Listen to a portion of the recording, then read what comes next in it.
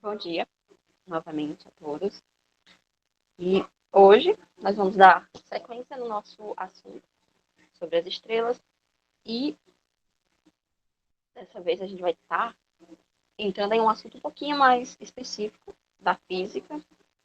Todos me ouvem direitinho?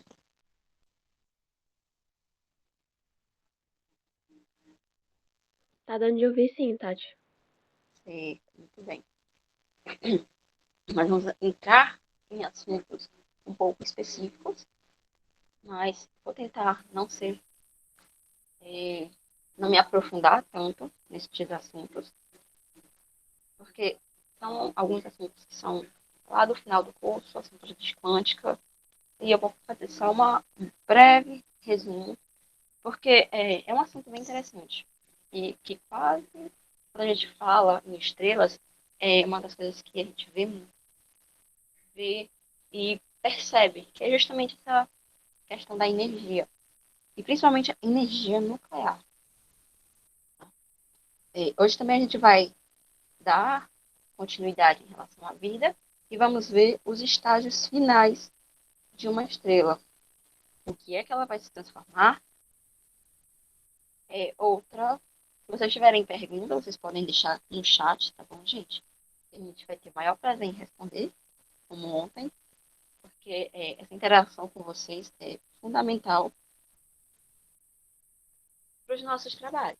E também para entender se vocês estão ou não compreendendo o que a gente está abordando aqui, tá bom?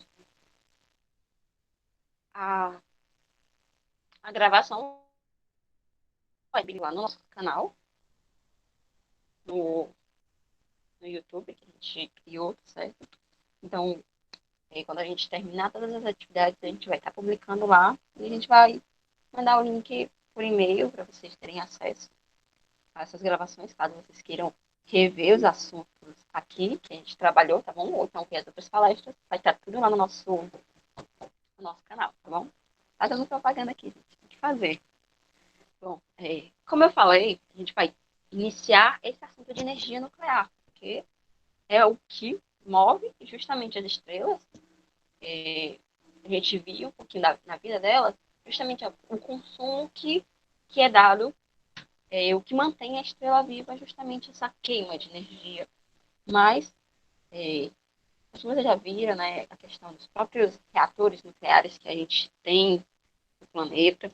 E as estrelas, elas são imensos reatores que geram energia nuclear.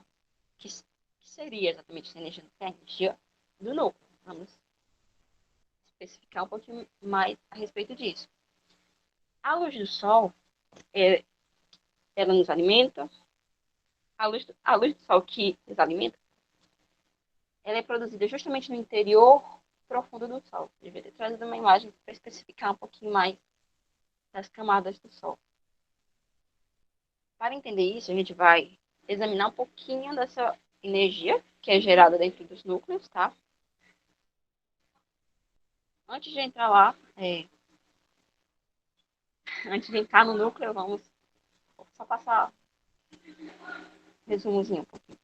Bom, os átomos, como vocês sabem, acho que deve ter uma imagem aqui, então, eles se combinam entre si para formar moléculas, uma coisa que a gente viu justamente lá no comecinho sobre a formação das estrelas, é que são átomos, e também a gente vê muito na química, os átomos eles se unem para formar moléculas mais complexas. E elas justamente se mantêm graças a forças elétricas.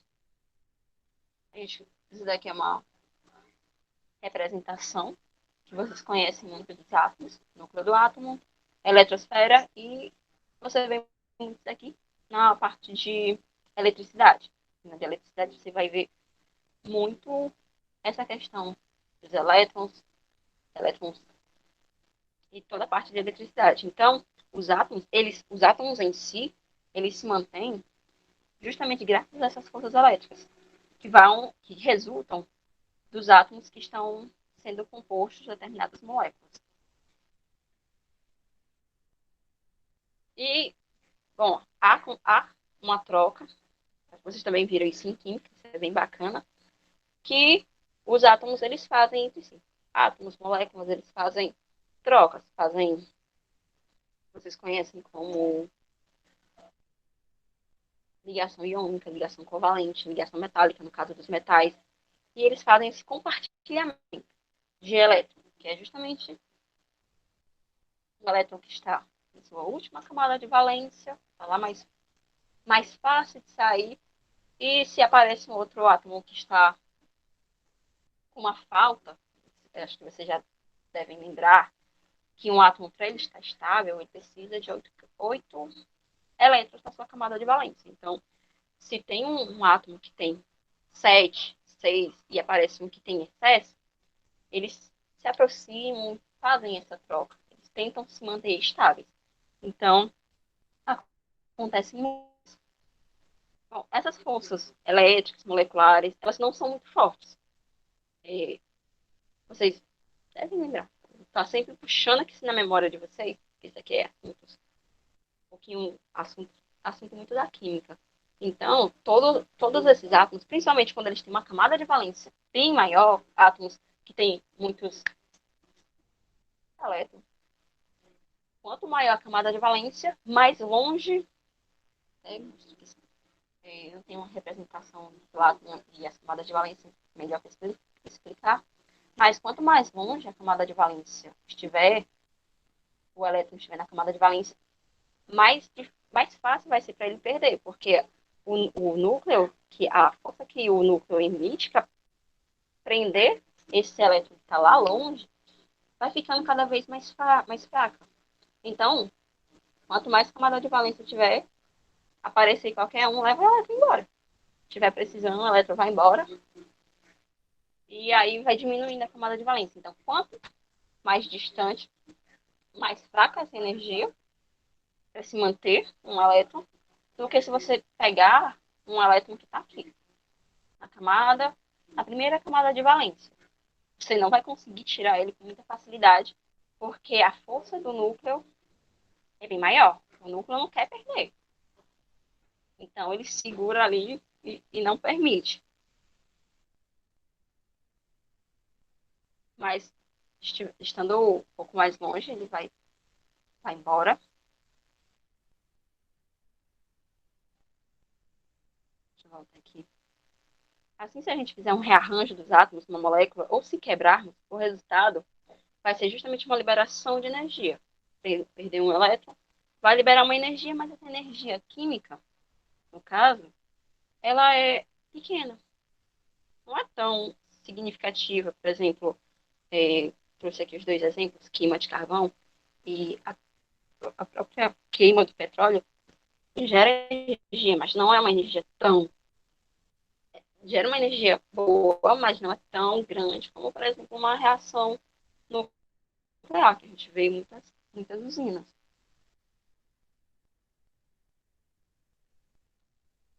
Todos os átomos, eles têm, aqui eu mostrei para vocês, um pequeno núcleo, que é justamente carregado de...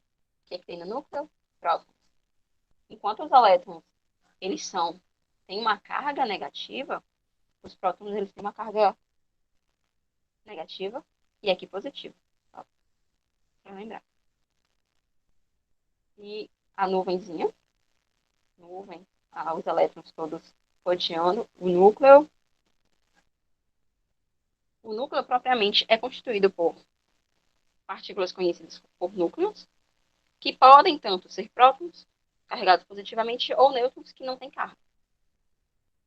Esses núcleos, eles são mantidos coesos graças a uma força que só ocorre entre núcleos, que é denominada força forte.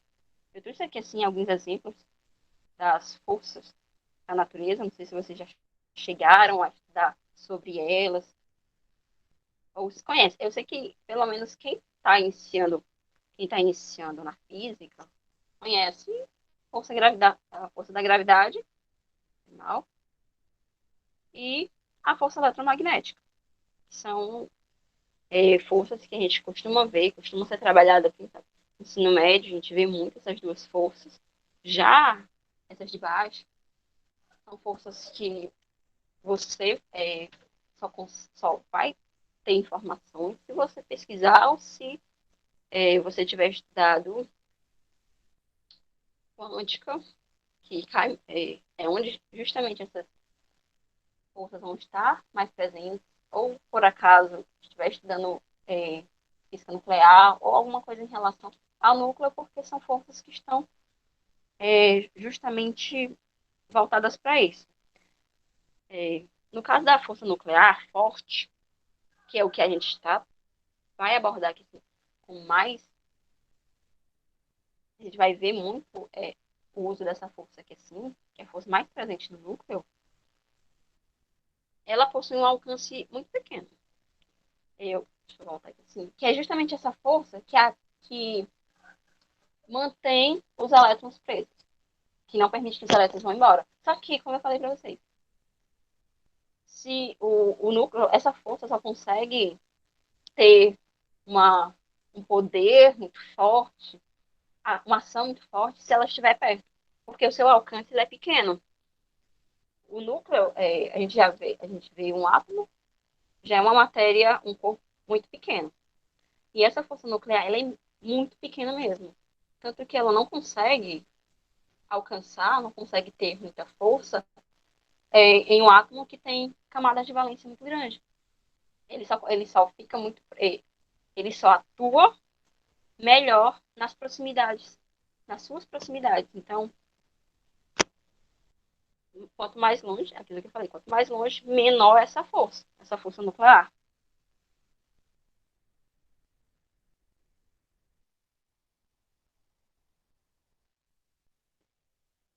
Já a força nuclear fraca, ela tá. Agora, esse daqui é um assunto realmente que a gente vê no finalzinho da disciplina de quântica, que é a força nuclear fraca. E ela é responsável por alguns fenômenos na escala do átomo, tais como acho que você já deve ter ouvido falar do decaimento beta. Então, a força nuclear fraca ela está envolvida diretamente nisso. Um breve resumo, tá, gente?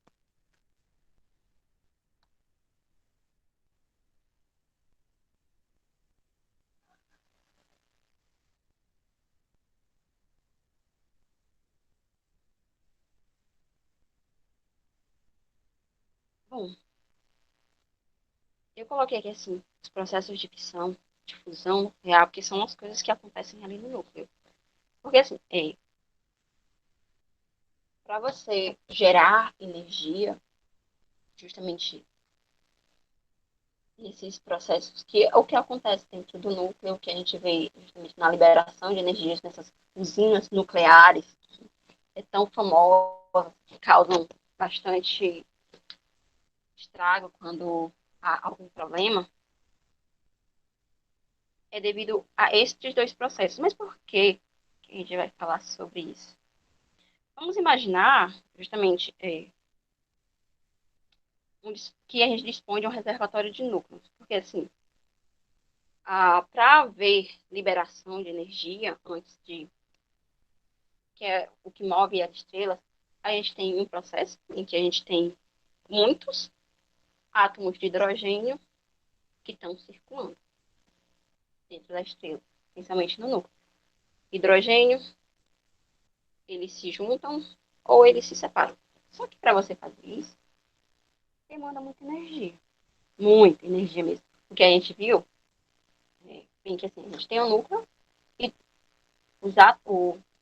esses núcleos que tem aqui, próton e elétron, eles estão ali assim, eles não vão se separar justamente porque a gente tem a força nuclear, ela tem um alcance pequeno, mas ela é forte, ela não vai permitir que o que está ali no centro se separe.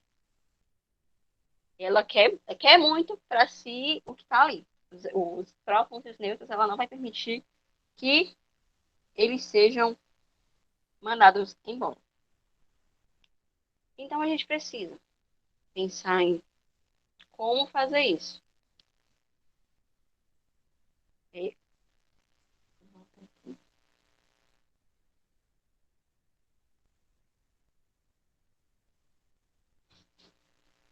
só um minuto. algumas coisas invadindo aqui mesmo, em casa.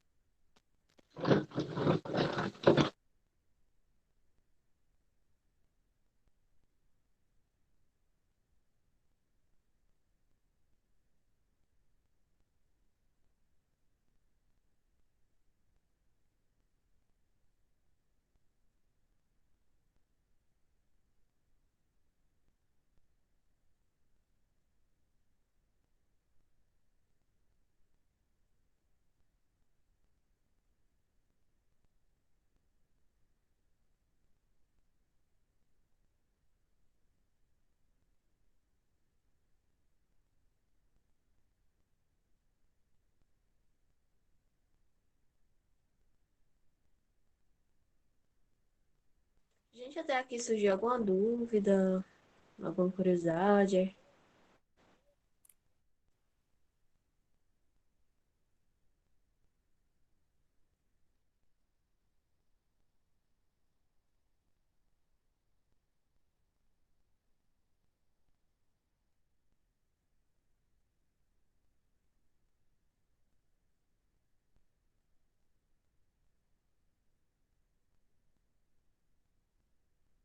Pronto, eu voltei, gente. Desculpa.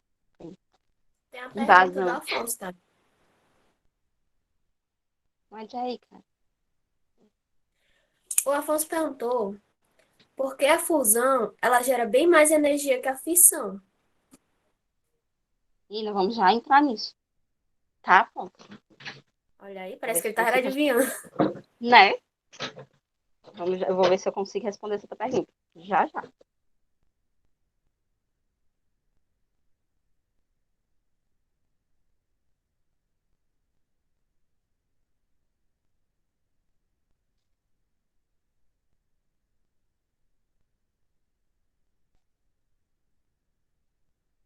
Bom, é, a gente tem esses dois processos, de fusão e fissão, como eu estava falando, que justamente o processo de fusão, no caso, a gente tem aqui, assim, vocês sabem o que é esse aqui?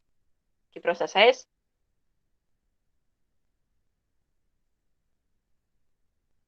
Resposta? Fissão ou fissão? Fusão ou fissão, gente?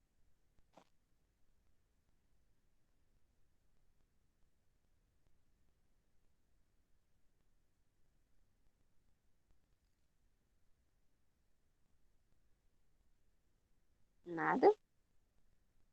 Nós temos dois elétrons, dois O átomos. Afonso falou que é fusão, Tati. Muito bem. A gente tem a fusão, ela ocorre quando você tem dois átomos, dois núcleos, e você quer fundir, justamente esse nome, quer unir e formar um outro elemento. Então, uma outra partícula, vou chamar dessa forma. Então, a gente tem justamente o processo de fusão.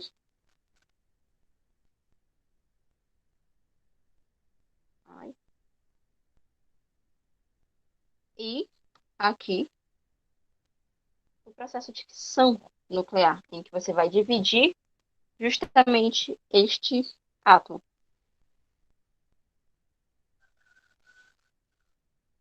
Bom, o objetivo da estrela, vou falar aqui, que é obter energia nuclear suficiente para compensar suas perdas. A gente estava vendo ontem que as estrelas elas queimam energia ao longo da sua vida. Então, para elas fazerem justamente essa queima de energia, queima de material, elas precisam estar gerando material, precisam estar gerando justamente essas energias que elas querem estar consumindo.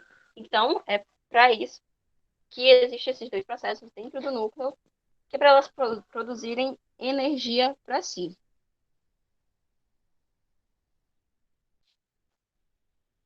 Acho que não.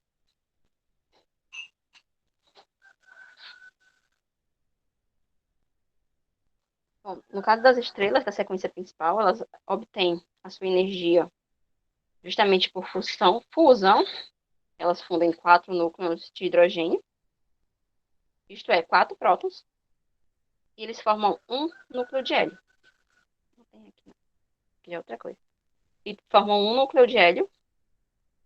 Todavia, a massa de um núcleo de hélio é cerca de 1% menor do que a soma de 4 massas de próton. É porque justamente no processo de fusão, ó, vocês podem ver, há uma liberação de energia, mas não é tão grande. Porque quando você faz a fusão, ela utiliza de muita energia para poder fazer esse processo, para fundir dois átomos. E a quantidade de energia que ela libera, forma uma partícula, vocês conseguem ver aqui assim, ela forma uma partícula e outra. Ela precisa de muita energia para fazer esse processo e, em compensação, a energia que ela é liberada não é tão grande. Talvez eu não consiga explicar direitinho, mas qualquer coisa eu peço ajuda ao professor.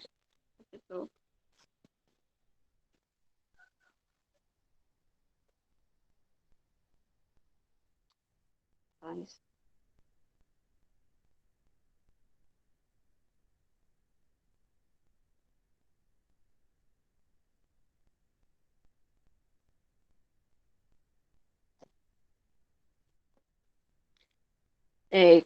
em relação, voltando aqui assim, um pouquinho lá pro Hélio que estava falando, a energia, a energia e a massa, que é justamente por isso que tem só 1% da massa dos 4 prótons de hidrogênio que a gente utilizou para formar um núcleo de hélio, a energia e a massa são equivalentes, de modo que a energia liberada no processo de fusão equivale a uma perda de massa, a qual é igual a uma pequena fração da massa original dos 4 prótons. Na verdade, qualquer forma de energia equivale a uma massa. Por exemplo, uma chaleira de água, quando ela é aquecida até um ponto de ebulição, ela pesa 1 bilionésimo da grama do que 1 bilionésimo de grama a mais do que quando a água está fria. Porque o calor, uma forma de energia, portanto, tem massa.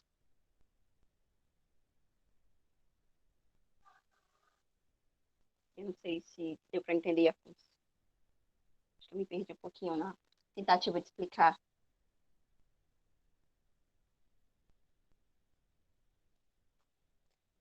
Qualquer coisa, a gente volta depois, tá bom?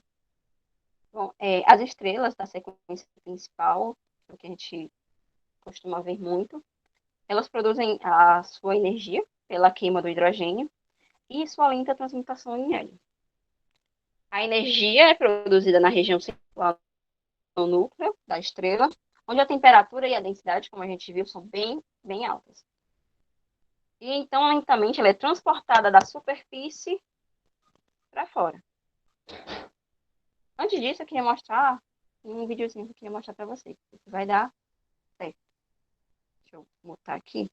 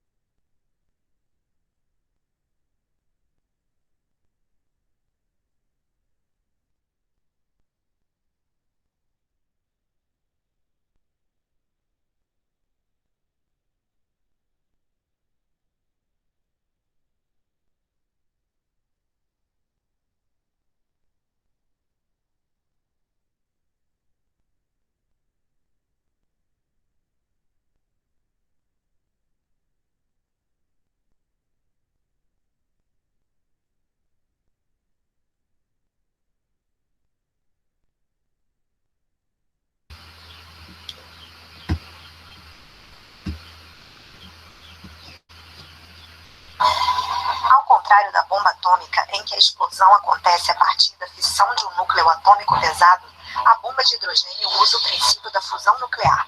Isto acontece quando dois isótopos de hidrogênio se combinam. A explosão de uma bomba H acontece em duas etapas. A energia liberada vem de uma série de fissões que geram a temperatura elevada necessária para iniciar a reação. Tudo acontece em uma fração de segundo. A bomba H também é conhecida como termonuclear. Ela libera uma energia superior à do centro do Sol, que é mais potente do que as bombas atômicas lançadas pelos Estados Unidos contra Hiroshima e Nagasaki em 45. A potência de uma bomba atômica é medida em quilotons. Eles equivalem a milhares de toneladas de TNT. Já a bomba de hidrogênio é medida em megatons. Eles equivalem a milhões de toneladas de TNT. Até hoje, nenhuma bomba H foi usada numa guerra. Em 52, os Estados Unidos se tornaram o primeiro país a testar uma delas no Pacífico. Um ano depois, foi a vez da União Soviética. Em 61, os soviéticos realizaram a maior explosão até hoje, quando detonaram a Tsar Bomba no Ártico. Eles foram seguidos por Reino Unido, China e França.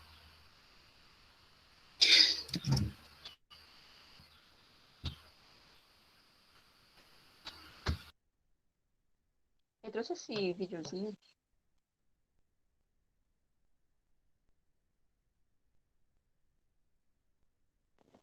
Pronto, agora sim, eu já falando. Eu trouxe um vídeo para mostrar um pouquinho do que acontece no processo de fissão. De fissão. Por que falar? Por que eu trouxe esse vídeo mais especificamente? A gente está trabalhando sobre fissão e que é uma prática mais utilizada e utilizada para fins nada legais ou simpáticos. Foi isso que o pessoal utilizou. Além de tentar gerar energia, eles resolveram utilizar para o mal.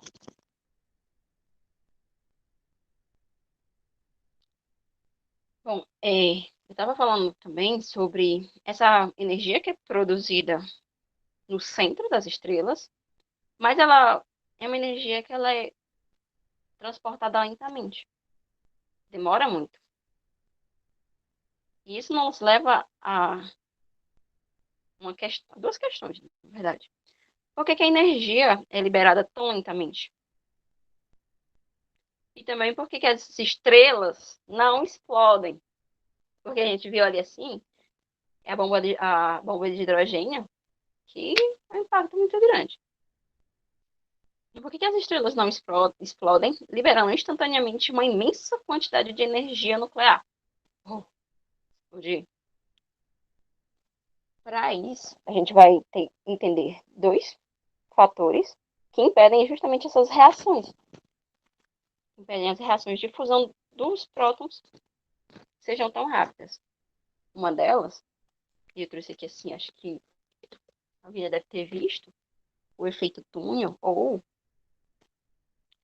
esse, esse vídeo aqui, assim, ele está mais explicando um pouquinho sobre a barreira colombiana ou barreira de Coulomb, que é justamente um dos fatores que impedem que os prótons, que haja uma fusão mais rápida dos prótons, para que haja uma geração de energia bem mais rápida e maior.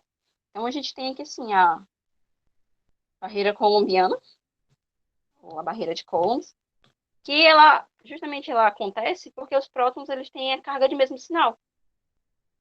Então eles se repelem.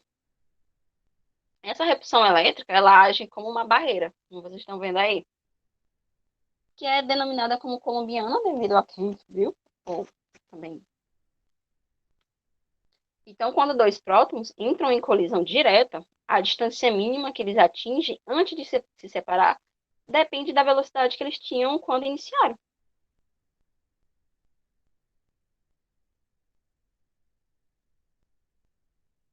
Então, quanto mais rápido, mais próximo eles vão estar antes de começarem a se afastar, devido à sua repulsão elétrica. E uma coisa, para eles atingirem essa velocidade mínima necessária para iniciar uma reação de fusão, os prótons eles precisariam ter velocidade de ordem de 10.000 km por segundo. E o pobre do próton não tem essa velocidade dentro do Sol. O máximo que ele chega é 500 km por segundo. Na verdade, em todo o Sol. Não tem prótons que tenham velocidade tão alta. Então, como é que eles fazem isso? E aí que eu estava comentando com as meninas, para quem viu quântica, tem um assunto lá chamado tunelamento quântico. Que até então, quando eu estava vendo esse assunto, eu não tinha ligado uma questão mais prática, alguma coisa que fosse mais visível, além de dados e equações. Então, veio aqui sim essa utilização. Por quê, na verdade?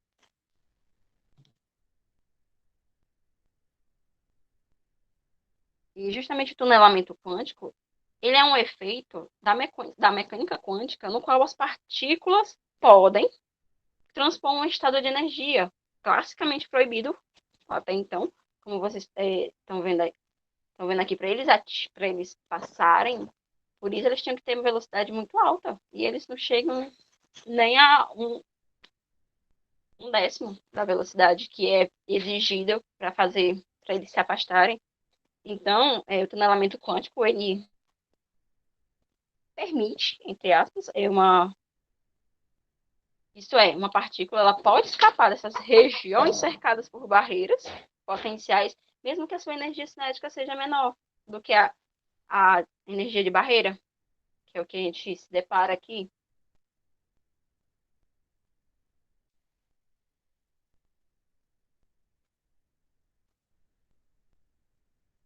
Outro, outro, o outro obstáculo é justamente esse, que no caso das interações fracas, a força nuclear fraca, como eu falei para vocês, o decaimento beta, é porque assim, para ocorrer a fusão do hélio, é necessário que existam nêutrons livres, e que é muito raro. São raríssimos na natureza. E como é que se faz para obter? Justamente fazendo uso da quarta força da natureza, que é as interações fracas, ou força nuclear fraca. E através dela se pode fazer justamente essa transmutação de um próton em nêutron, ou vice-versa, e que sempre acontece com a emissão de um pósitron, no caso a gente está olhando para esse, e de um neutrino, que tem massa nula, e ele viaja na velocidade da luz. Mas esse processo, ele é conhecido de decaimento beta, e ele é um processo muito lento. Ele é tão lento que, em média, apenas uma em cada 10 bilhões de anos iremos ver dois prótons se encontrando cara a cara e reagindo para fazer isso. E são essas duas barreiras que a gente tem, porque é muito difícil.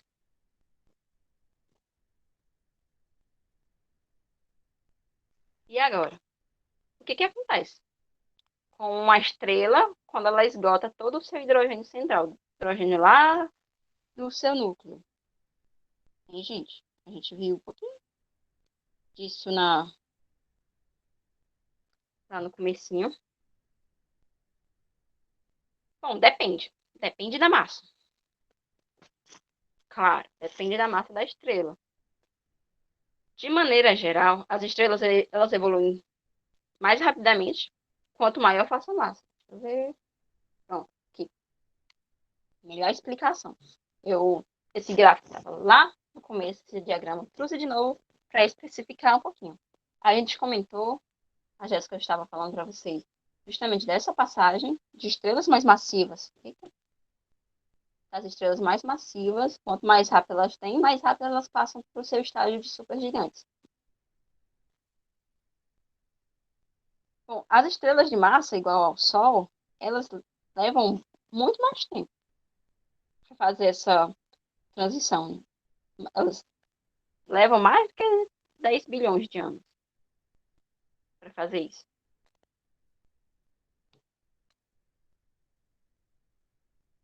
Depois que as estrelas elas consomem todo o seu suprimento de hidrogênio central, ela deixa a sequência principal, como vocês podem ver.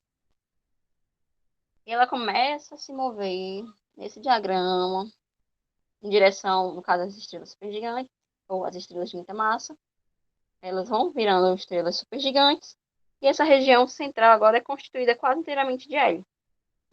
O hidrogênio foi embora e agora elas só conseguem queimar hélio porque a única coisa que tem para elas queimarem é hélio.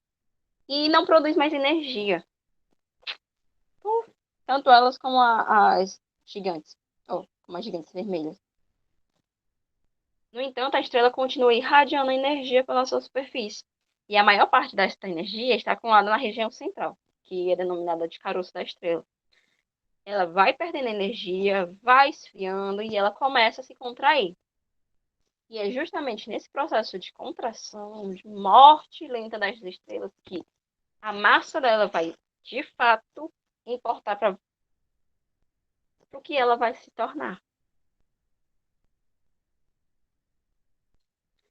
Primeiro, o hidrogênio, que está logo acima do caroço, porque a gente tem no núcleo, ela queimou tudo, mas nas regiões mais externas ainda vai ter resquícios, ainda vai ter um pouco de hidrogênio. Então, ela vai começar a queimar esse hidrogênio que está lá. E progressivamente vai aumentar o tamanho e a massa do caroço de hélio. Segundo, a outra parte de energia gravitacional que é liberada. Além também de energia nuclear que é produzida na camada de queima do hidrogênio, vai se aquecer e as partes externas da estrela, no caso, seu envoltório, e vai começar a se expandir. E a estrela aumenta o seu brilho e se torna de fato uma gigante vermelha. Aqui, a velhice. A partir do momento que ela deixou a sua sequência principal, é sinal de que ela está entrando na sua terceira idade, está morrendo. Ela tem um comparativamente, ela tem menos tempo de vida, só que ela percebe isso tardiamente. Ela demora para perceber que está morrendo. E que a vida lá na sequência principal era as mil maravilhas. Ela realmente ignorou o que tinha. Como eu falei, como a gente fez até uma brincadeira ontem, em relação às super gigantes, elas querem brilhar demais. Então elas se queimam muito mais rápido do que as estrelas de massa parecida com a do Sol. E agora tudo que ela faz, tudo que ela pode fazer é justamente queimar o hélio, que ainda sobrou. E proceder à sua fusão, a fusão de todos os elementos, passo a passo, até que o níquel e o ferro, até o níquel e o ferro, que ela começa a fundir.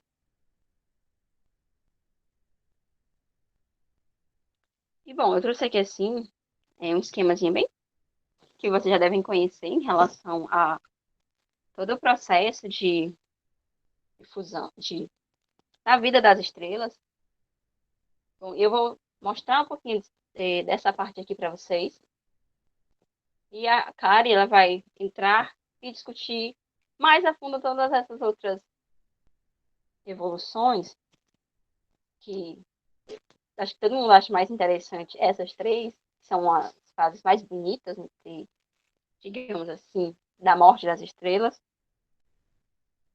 Bom, basicamente, em relação às estrelas massivas, estrelas de massa iguais às do Sol ou menores, elas passam pelo que a gente já falou, que é o processo de estrela gigante vermelha. Depois, elas vêm para essa outra parte, que é justamente quando elas explodem, elas viram nebulosas. E essas nebulosas vai chegar. Vocês viram, o processo de nascimento de estrelas acontecem aqui, porque as estrelas explodem, elas viram nas nebulosas, e elas começam a ter esse processo de iniciar a formação de outras estrelas. Vai iniciando essas estrelas, mas a gente tem esse detalhezinho aqui, não sei se vocês conseguem ver essa estrelinha pequenininha no centro. Eu falei para vocês anteriormente sobre o caroço da estrela. Pronto. Essa estrela que podemos dizer que é a estrela que deu início, é a estrela que explodiu. Então a gente tem ela lá, um núcleozinho das nebulosas, e é aqui onde ela vai começar o processo de contração. Ela vai. O que do material dela não virar outras estrelas e outros corpos, vai sendo contraído e vai virando a anã branca. Que é justamente o resto desses materiais que se contraíram e viraram uma pedra. Uma pedra alta, uma pedra bem massiva, não tão massiva porque o que tinha de material virou outras coisas, outras estrelas. O que sobrou vai se contrair, vai virar uma pequena estrelinha, uma pequena pedra, na verdade.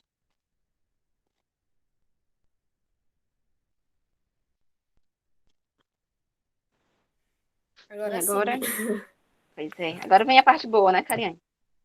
Agora é a minha parte preferida. Vocês estão me ouvindo direitinho, gente? Sim. Só para confirmar.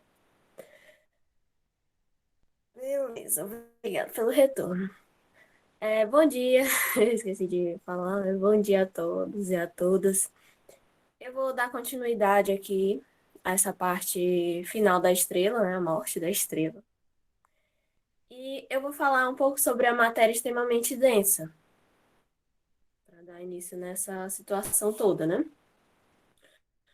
Bem, como a gente já sabe, as estrelas, elas queimam combustível nuclear, né? Principalmente na sua região central, como eu mostrei ontem para vocês naqueles desenhos todos mirabolantes lá. Aí isso faz com que gere uma pressão de radiação, né? Que é de dentro para fora. Isso serve também para contrabalancear o colapso gravitacional, que no caso é de fora para dentro, né? E na maioria da parte da vida das estrelas, elas transformam hidrogênio em hélio, né? Então tá lá naquela fase interessante e tudo mais da vida, né? Aí quando essa fase acaba, as estrelas elas usam um combustível, né, que é resultante para um novo ciclo, que forneça a necessária pressão de radiação, né? Isso para evitar a morte da estrela. Então, enquanto ela vai queimando o hidrogênio e o hélio. E nesse caso vai sustentando a estrela por grande parte da vida dela, né? Então ela tá naquela situação ainda bem interessante da vida, né? Tá aproveitando ao máximo, tá se sustentando bem aí até agora, né? Só que aí depois de um tempo, né? Depois de queimar todo esse hidrogênio e esse hélio, né? Tava lá durando muitos e muitos anos de boa, aproveitando a vida, né? As queimas sucessivas, elas se tornam mais rápidas. Desculpa. Por exemplo, né? Depois que queimou o hidrogênio e o hélio, né? A gente vai para a queima de carbono, na região central, né? E essa queima de carbono, ela vai demorar alguns 1000 anos. Então, ainda tá de boa, tá menos tempo de vida, mas ainda tá tudo bem, né? Mas aí passa para queima de oxigênio, né? Aí o negócio já não tá tão bom para elas, né? Porque a queima de oxigênio, ela vai demorar apenas 1 ano naquela situação. Então aí o negócio já se torna desesperador para a estrela, né? O negócio já não tá mais tão bom. Aí como se não, já não tivesse ruim o suficiente, vem a queima do silício, né? E a queima do silício vai durar apenas 1 semana. Então o que já estava ruim se torna pior para a estrela. Tudo pode piorar, né? Aí, para que a estrela lá comece a queimar o hélio, né? Naquela outra fase, a temperatura interna, né? Ela vai ter que aumentar. Então, momentaneamente, a pressão gravitacional, ela vai vencer a batalha. Depois de tanta insistência, a pressão gravitacional vence a batalha. Por um momento, né? Então, nesse caso, a estrela ela vai diminuir de tamanho e a temperatura interna, ela aumenta, iniciando a queima do hélio. Porque quanto mais pressão, maior a temperatura, né? Como foi dito ontem. Aí, pode passar, Tati. Obrigada. Aí, identicamente, né, em relação aos outros ciclos, que já foi falado. Nesse caso, sempre a gravidade vence a batalha. Isso para aumentar a temperatura interna, para que um novo ciclo de queima comece. Então, acaba um combustível, a gravidade vence um pouco, aí inicia outro ciclo de queima de outro componente químico, né? E assim o ciclo continua. Não sei se deu de entender até agora. Tá dando de entender, galera? Vai dar um retorno aí no chat. Se sobre esse desespero Esse desespero da estrela aí tá compreensível. Beleza. Pode passar, Tati.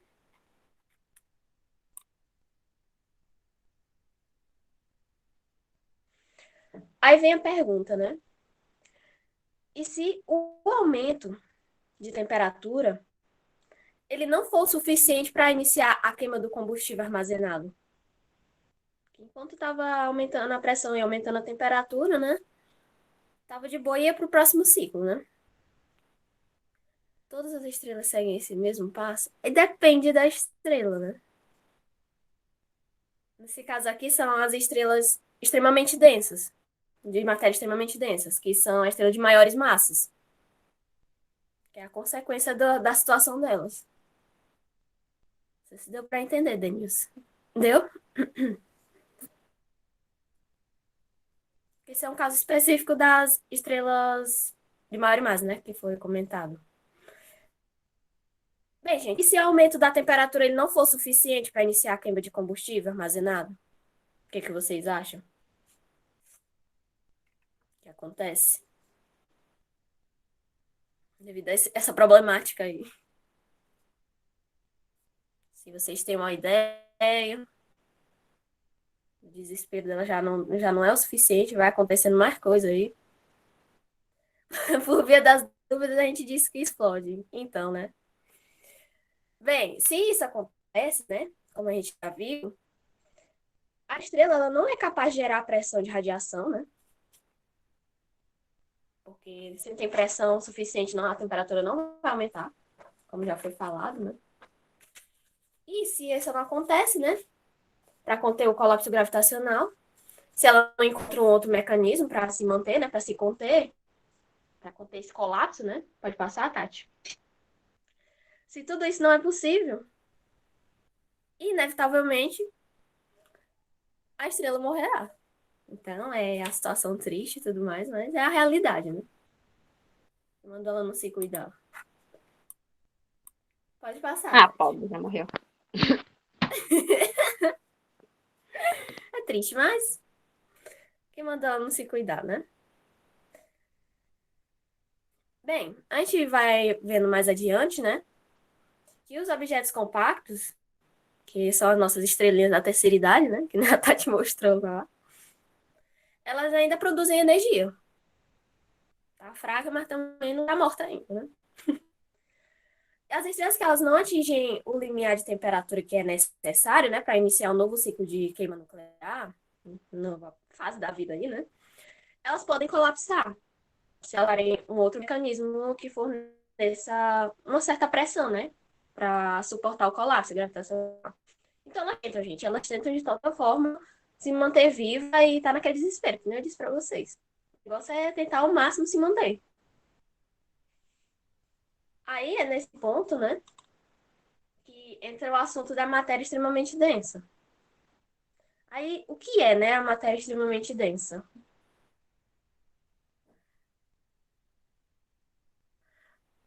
A Luciana perguntou, né? Deixa eu ver aqui. Então, a morte das estrelas ocorre por não conseguir eliminar o combustível armazenado? É, Luciana. Se ela não consegue ter pressão suficiente para aumento da temperatura, para outra fase de queima de combustível, basicamente ela morre por conta disso, né? Se ela não consegue usar os meios que ela poderia ter, né? Não tem outra. A coitada sofre mesmo nessa fase, viu? Bem, aí o que é uma matéria extremamente densa? A distância entre os elétrons e o núcleo, né, de um átomo, ele é muito grande. E quando a densidade é muito grande, nós temos um mar de nêutrons. Conhecido mar de nêutrons. E esses são os argumentos teóricos que nos permitem imaginar a existência das estrelas de nêutrons, que é assunto mais para frente, que vai ser comentado, né? Aí, nesse tipo de objeto, o colapso gravitacional ele é inibido por conta da pressão dos nêutrons, né? E dessa maneira, semelhante ao caso das anãs brancas. Aí esse mar de nêutrons, ele forma uma estrutura cristalina, que é extremamente eficiente, que serve tanto para conter o colapso gravitacional, quanto para repartir eficientemente a energia para toda a estrela. Aí o que é isso, Karen? Por exemplo, né? A gente tem a temperatura da estrela, né? Então a temperatura, ela tem que ser uniforme em toda a estrela. E tem que ser de forma rápida. Então tem que estar tudo equilibradinho, tudo bonitinho. Aí tem alguns casos que a pressão de degenerência, né, dos elétrons, ele é capaz de conter o colapso gravitacional. Tem esse caso, né? A pressão dos elétrons, ela consegue conter o colapso por um tempo, né? Mas tem outros casos em que a pressão de degenerência dos nêutrons é capaz de fazer. Então, se não for, às vezes, né, dependendo da estrela, se não for a pressão dos elétrons que contém, é a pressão dos nêutrons, que contém esse colapso gravitacional. Pode passar, Tati.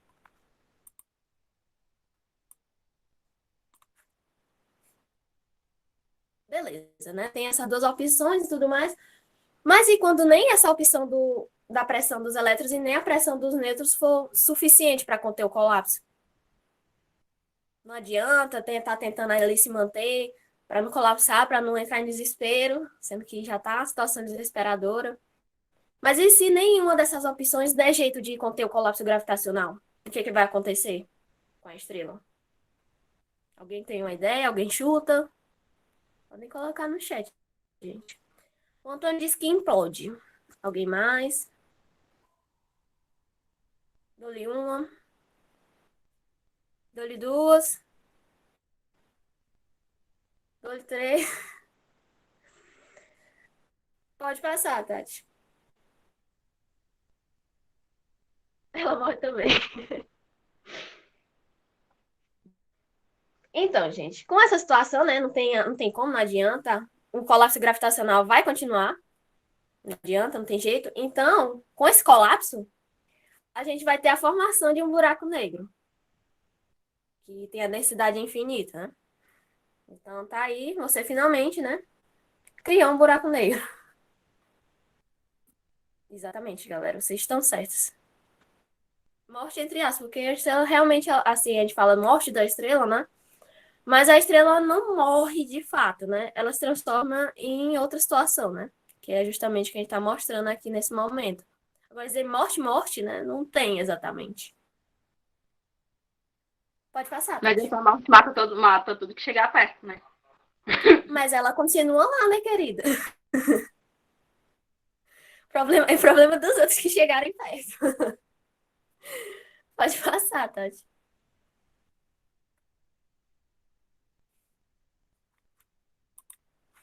Não sei se tá atrasando para mim. Ah, agora chegou. Agora vamos para as supernovas, né? Essas belezas aí. Ela se transforma em uma coisa mais legal, né? É muito mais interessante, né? Não pra gente, assim, de estar perto e tudo mais, mas muito bonito, de fato. Mais legal do que o buraco negro que engole tudo que chegar perto, gente. Que é isso. Então, né? Muito melhor. O bichinho tá lá, só esperando alguém chegar, dar de bobeira. É, né? Mas a gente não quer chegar perto dele, né? Não, se você chegar perto, você não vai nem sentir a mão. Não vai nem sentir o que ia acontecer com você. Ah, então menos mal, né, nesse caso. Bem, gente, agora entrando na fase das supernovas, na explicação das supernovas. Pode passar, Tati. Fique à vontade.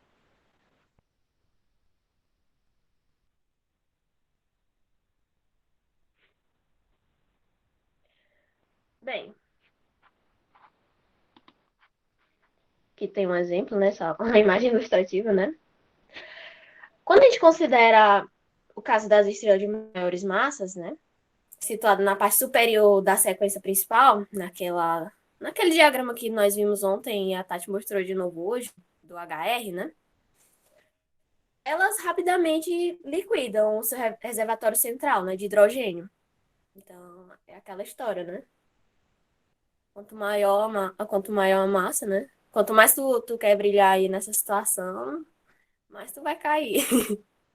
Mais rápido vai cair. Então, né, elas rapidamente liquidam o seu reservatório central de hidrogênio, né? E elas acabam deixando a sequência principal em poucos dezenas de milhões de anos. Então, tá de boa ainda, de certa forma, né? Então, elas acabam se tornando as gigantes vermelhas, que são monstruosamente grandes, que são as supergigantes vermelhas, né? Uma queda astronômica, a queda das estrelas. Aí, com o caroço de hélio rodeado por uma camada onde queima o hidrogênio, né? Nós temos essas fases aí. Então, à medida. O buraco negro é consequência da morte de uma estrela. Sim, exatamente. Depois de toda aquela situação desesperadora, ela pode ter a opção, né, de virar um buraco negro. Mais à frente eu vou explicar mais detalhadamente como é que acontece, né, esse processo. Mas é tudo consequência do desespero aí. Bem, à medida que o caroço vai se contraindo, gente, o hélio ele começa a queimar, como já foi dito, né? E vai se transformando em carbono e oxigênio. Vai no desespero. E logo a estrela ela vai passar a ter um caroço inerte de carbono e oxigênio, que é rodeado por uma camada de queima de hélio, que depois é rodeado por uma camada de queima de hidrogênio. Então é camada em cima de camada. Quando acaba o processo de queima de uma camada, vai para outra. Até queima todo o combustível que tem, né? Pode passar, Tati, fique à vontade.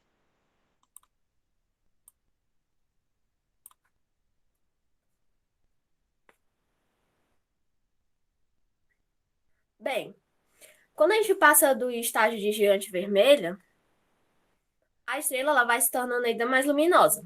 Então, ela está fazendo o possível. A gente está fazendo o possível para se exibir, né? E ela vai sofrendo agora de episódio de pulsação e de ejeção de gás, que é feita a altas velocidades. Aí, nesse estágio, essas estrelas, elas são denominadas de estrelas de Wolf-Rayet. Não sei se estou pronunciando certo. Vocês já ouviram falar desse tipo de estrela? Em algum momento?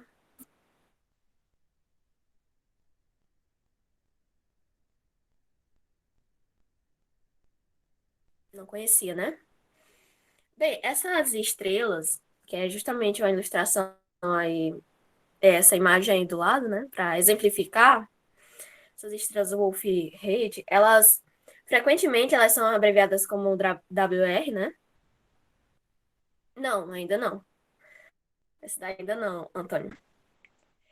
Elas são um tipo heterogêneo, né, de estrelas, que tem espectros anormais, que estão apresentando linhas de emissão intensas e largas de hélio e nitrogênio ou hélio, carbono e oxigênio, no lugar de linha de absorção típica das estrelas normais. Então, elas não, como é que eu posso dizer? Elas não têm a queima igual a que as outras costumam ter, a ordem, né, de queima. Elas são meio que diferenciadas, né? Então, o processo dela é um pouco diferente das outras, né, que já foram apresentadas, outras formas. Então, não são os pulsares ainda virão. Bem, Oi? não, tô continuando aqui, Tati. O caroço inerte de carbono e oxigênio, né, da estrela, ela passa a se contrair na busca de novas formas de energia nuclear, como já foi dito. E quando a temperatura central ela atinge a casa dos 3 bilhões de graus, o carbono e o oxigênio ela passa a queimar progressivamente. Aí vai queimando em neônio, magnésio, silício, fósforo, enxofre e outros mais, né? Chega até a queimar o níquel e o ferro. Então o desespero tá grande aqui nessa situação da estrela. Aí durante esse estágio, essas estrelas morrem rápido. Quanto maior, né? Quanto maior a massa da estrela, Luciana, mais rápido ela vai queimar combustível. Então, por isso que nessas situações, né? Não é bom ser uma estrela grande, não é bom se exibir demais, porque você vai queimar combustível mais rápido. Sua morte vai ser mais rápido por conta disso. Então, não quero ser grande nessa situação. Só vale a pena se quiser ficar bonita no final, né? Se quiser se exibir para morte bonita, né? Tudo bem, mas Se quiser viver mais tempo, eu não queira. Eu não quero ser uma grandona.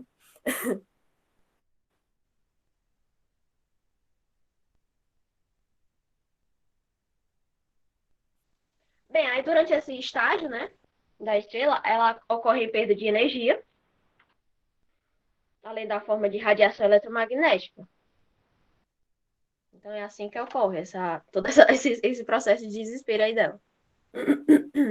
Desculpem. As ondas de neutrinos produzidas, né, nessas reações nucleares, e também pelo gás que se encontra, né, em altas temperaturas, eles vão se propagando pela estrela de forma livre. E não tem nenhuma interação matéria.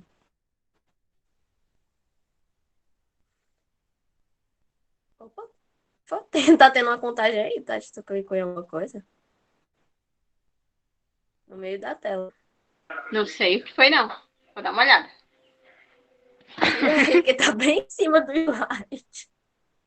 Acho que tá pegando alguma coisa do...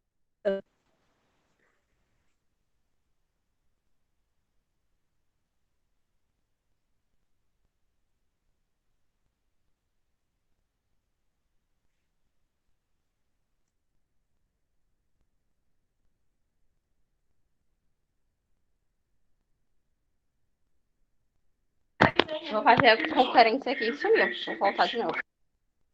Tá bom. Às vezes acontece, eu quando botei tanta opção aí, aparece do nada. É porque era contagem pra poder explodir alguma coisa. Diga nada. Aí vocês iam ter não só a Bem, questão de teoria de explosão, mas iam explodir alguma coisa, né? alguma coisa ia acontecer. Bem, a luminosidade em neutrinos, né? Produzidos no interior do caroço, ele aumenta. Ele aumenta tanto que ele chega a exceder a luminosidade da estrela na forma de radiação. Isso chega ao ponto de que a única reserva de energia que sobra para a estrela é a energia gravitacional. Então, fica tanto nesse negócio de que não queria usar a gravidade, não queria usar, ficar naquela coisa, a gravidade queria se meter na história, né? Aparecia de vez em quando, mas agora não tem jeito, não. Ela vai ter que usar a energia gravitacional agora. Não tem como correr, não, mas não. Então, para compensar as perdas cada vez maiores da energia, né, dela, o caroço ele tem que ficar contraindo cada vez mais rápido. E a densidade e a temperatura central, elas vão para os pontos mais elevados. Não tem jeito, não. Quanto maior a pressão, maior a temperatura. E o negócio tá ficando desesperador. E, por conta disso, né, acaba acontecendo o pior. Nesse caso,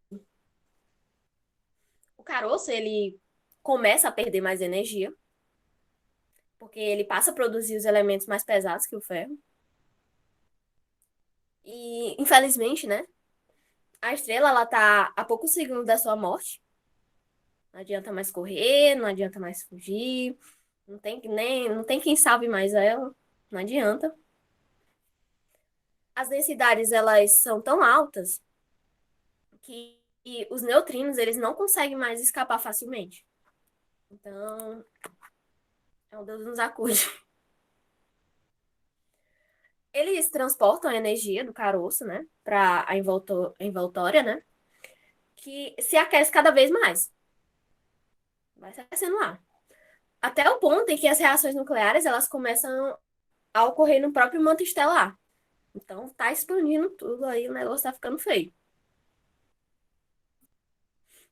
Pode passar, Tati?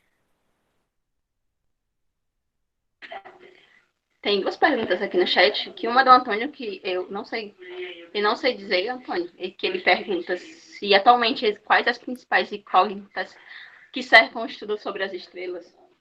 Você sabe? Eu não Essa é uma sei. pergunta bem expansiva, viu? Eu não sei te dizer no momento. E a segunda é da Luciana, que ela pergunta se as supernovas ocorrem por causa do núcleo das estrelas entrar em colapso. É. É basicamente isso, né? Como eu dizendo, como aquela aumentação no núcleo da estrela, no centro da estrela, né? E se aumenta a pressão, aumenta a temperatura, o negócio começa a ficar feio. A energia gravitacional também está contra tudo, mas isso não quer dizer que ela vai conseguir manter a estrela da forma, né? Então, o colapso vai chegar. Bem, desde que você. Você pode passar, Tati?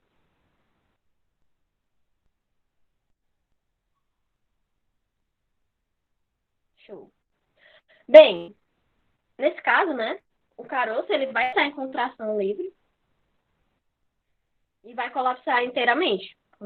Aí até respondendo a pergunta da Luciana, né? Dessa situação, né? E vai provocando a fissão de todos os elementos pesados. Nessa forma, ele vai desintegrando de volta em núcleos de hélio, né? E aí, o vento de neutrinos ele se intensifica e se torna uma onda de choque que varre o manto. Não vai explodir no espaço. Não tem pra onde correr. Não adianta mais chorar pelo leite derramado. Quem mandou brilhar demais. Quem mandou gastar muito combustível. Quem mandou querer ser grande. É assim que ocorre. Aí, nesse caso, nos últimos momentos, né, do caroço em implosão, os núcleos de hélio, eles são desintegrados em prótons e nêutrons. Nesse momento, né, toda a energia que a estrela irradiou durante os bilhões de anos, e estava na sequência principal, ele vai ser imediatamente devolvido. Nesse caso, o caroço, ele encontra essa energia através de um colapso que é ainda mais catastrófico. Fica à vontade. Posso passar? Pode passar.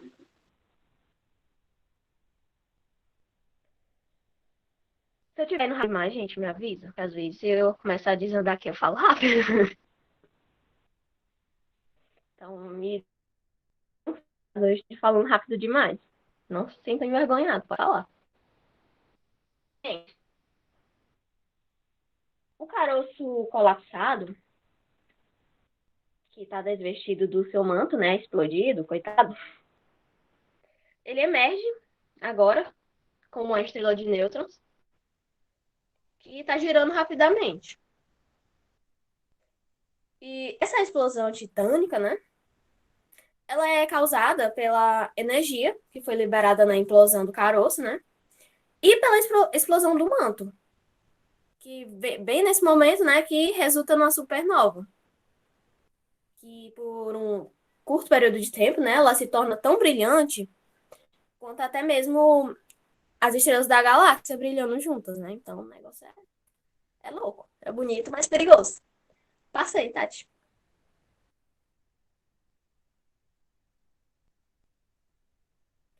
Aí o que a gente vê, né? A gente vê entre aspas, né? O que pode ser visualizado, né? Nessa situação da supernova. Pode passar, Tati.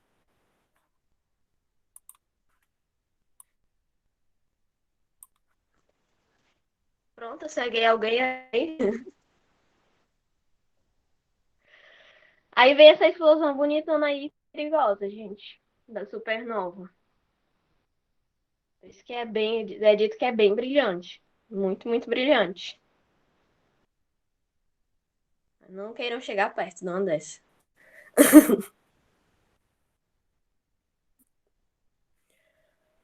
Pode passar, Tati. Opa, já fez. Chega atrasado.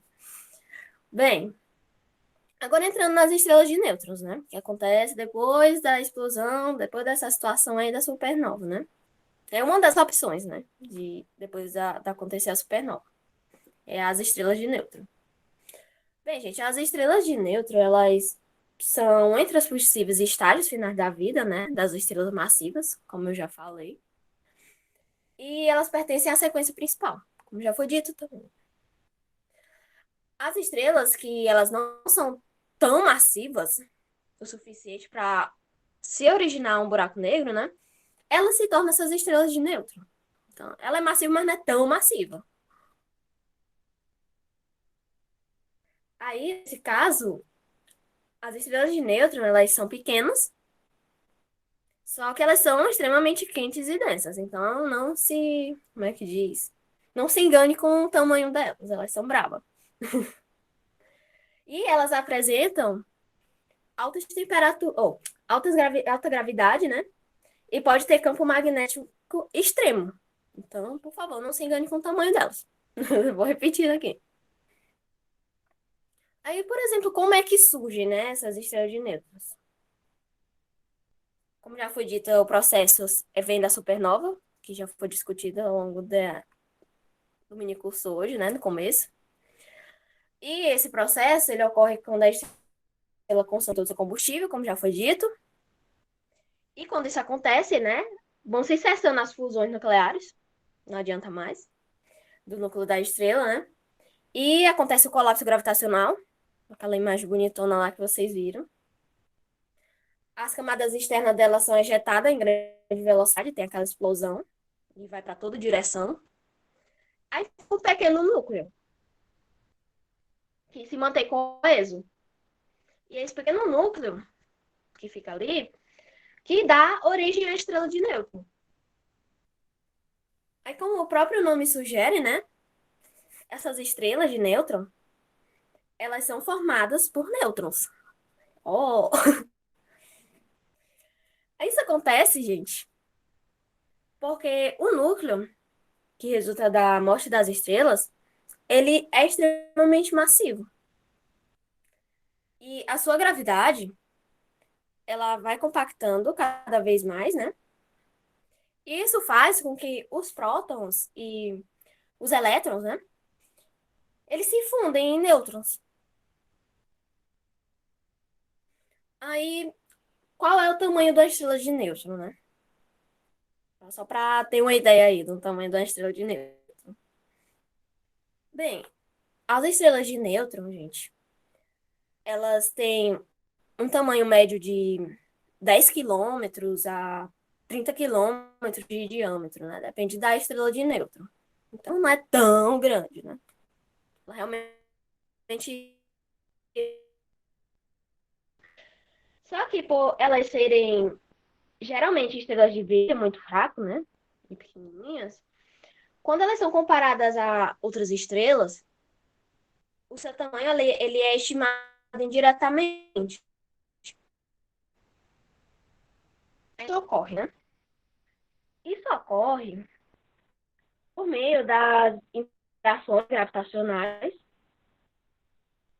e entre elas, né? E outros astros circundantes. Ou ainda, quando a gente vai com a detecção de gases, né? E poeira cósmica, que vão formando um disco de acreção, que ficam girando em alta velocidade, né, obviamente, ao redor dessas estrelas. E aí assim dá de detectar essas estrelas de nêutron. Aí vem a outra aqui. Quanto pesa? Não pesa entre aspas. Quanto pesa uma estrela de nêutrons? Alguém dá um chute? Quantas massas solares tem, por exemplo? Alguém dá um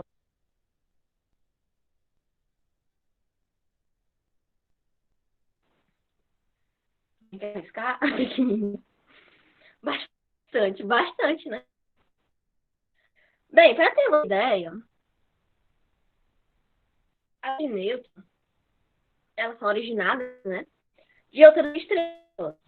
E essas outras estrelas, obviamente, elas tinham umas massas de 10 a 30 vezes superiores à do Sol, né? Elas são bem parrudas, digamos assim. Só que o resultado da morte dessas estrelas grandes, né?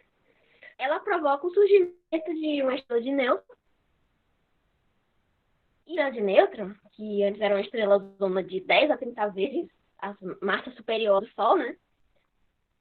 Acaba se tornando, né, depois dessa explosão, dessa situação toda, uma estrela de 2 a 3 massas solares. Então, olha aí. Então a coitada perdeu muito. Ela perdeu muito. Ela era uma famosa que caiu, aí não adianta, perdeu toda a fortinha aí. Ela bem, só que não é tão pequena quanto o nosso, né? Mas enfim. E vem, né? Qual é a história de Deus que é a Terra, né? Se vocês quiserem, aí um dia, talvez, isso. E qual é esse o de Neutro que é mais próximo da Terra? Bem, gente, esse que é mais próximo da Terra, até hoje conhecida, né? Não se sabe se já está perto de achar outra aí. É a Calveira. Não sei se estou pronunciando certo. Era Calveira. E ela se encontra na constelação de Enol. Não sei se vocês já conhecem ela. Já ouviram falar, algo do tipo. E ela está a uma distância da gente, né? Que variar de 250.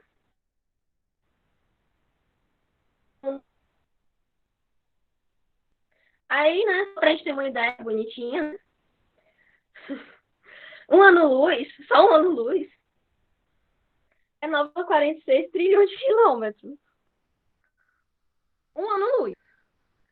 E ela tá 250 mil. Isso ver ela, né? Mais perto. Mas não é possível vocês viajarem até lá, não, viu?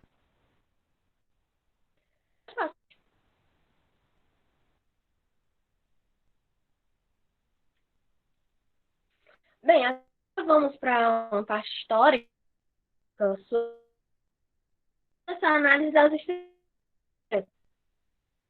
Bem, a ideia que as estrelas de Newton elas existiam é bem, assim, relativamente antiga. Não faz muito tempo, mas é relativamente antiga. Por exemplo, em um artigo em 1924, o Fritz, esses jovens senhores da imagem que vocês eles propuseram essa existência das estrelas Newton como ele é o objeto de maior densidade do que as anãs brancas. Então já começou daí. No artigo, esses autores, eles meio que a Calvera, ela é na Ursa Menor, marciana.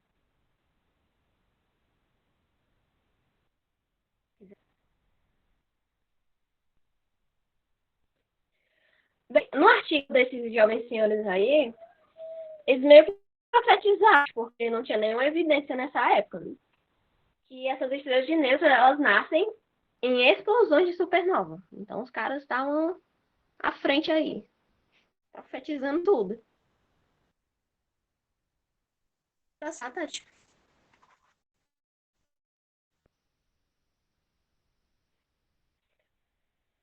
Aí veio o 1900, um tempinho depois, e o Robert e o John Michael construíram cálculos estruturais sobre uma estrela de nêutrons.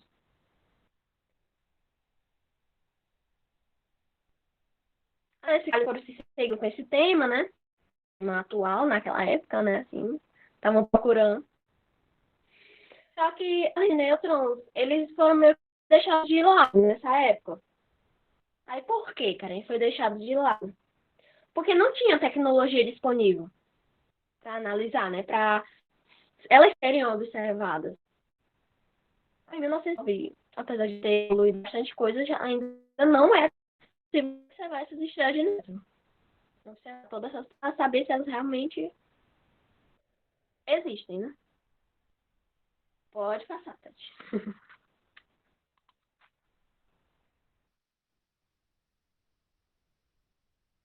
Aí veio a década de 60 e teve duas descobertas que acabaram avivando esse interesse pelas estrelas de Newton.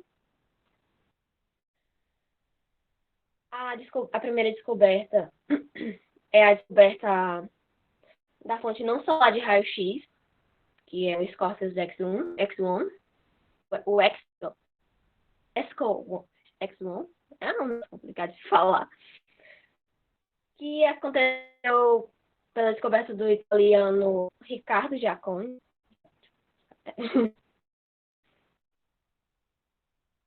Também teve a descoberta do primeiro por rádio, que na época foi pela Oranda Juscelin Bell, essa jovem sorridente aí que vocês estão vendo no momento. Pode passar, Tati.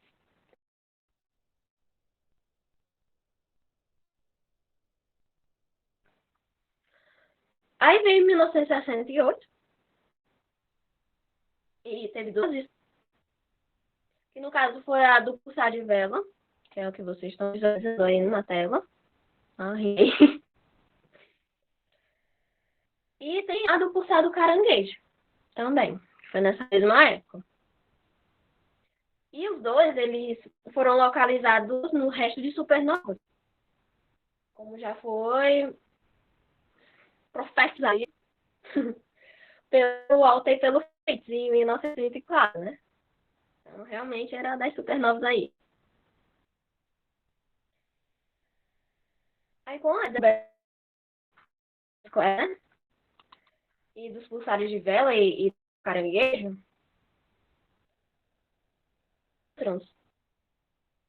elas entraram definitivamente, né, no da astrofísica. Então não tinha mais elas.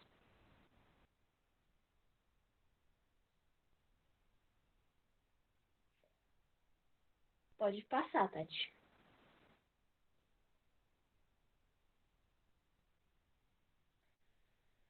Sobre as estrelas de nêutrons, vamos falar agora sobre os pulsares, né? Os pulsares, gente, eles são estrelas de nêutrons, obviamente. Só que, em virtude do seu intenso campo magnético, ela transforma a energia racional em energia eletromagnética. Aí, à medida que o pulsar vai dando, né, o campo magnético vai induzindo um nó elétrico na superfície. Aí é interessante também, tá? Como o desenvolvimento teórico do nosso conhecimento, né, sobre as estrelas de nêutrons, ela tem muito, como eu posso dizer, desses trabalhos proféticos, né, dos cientistas aí.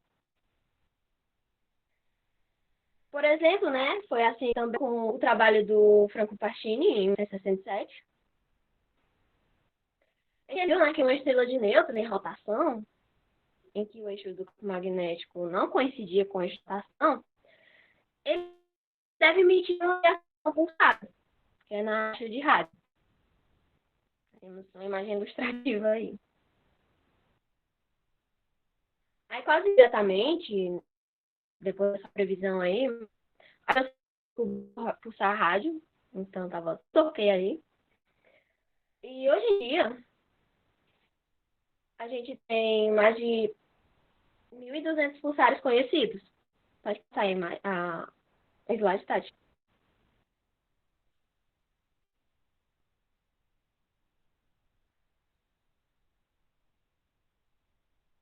Tati?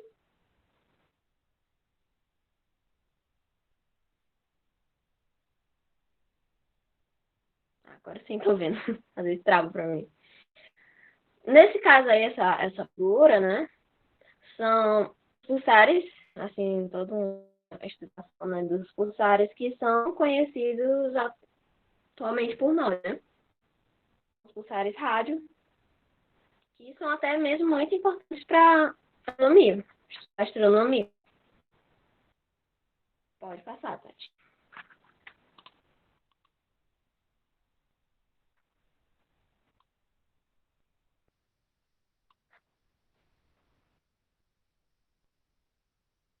Já passou ou não? Porque às vezes trava para mim.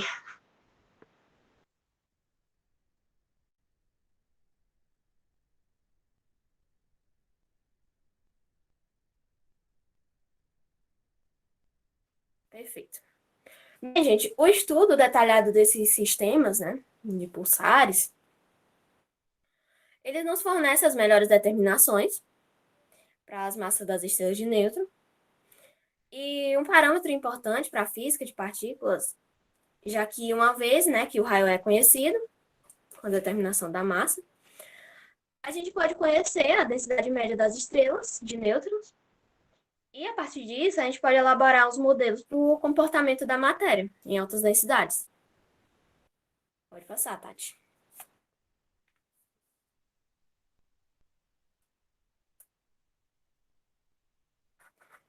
Aí os pulsares rádio, eles fornecem a melhor evidência indireta, né?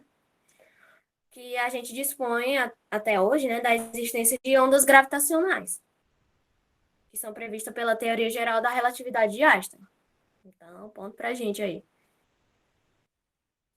Pode passar, Tati.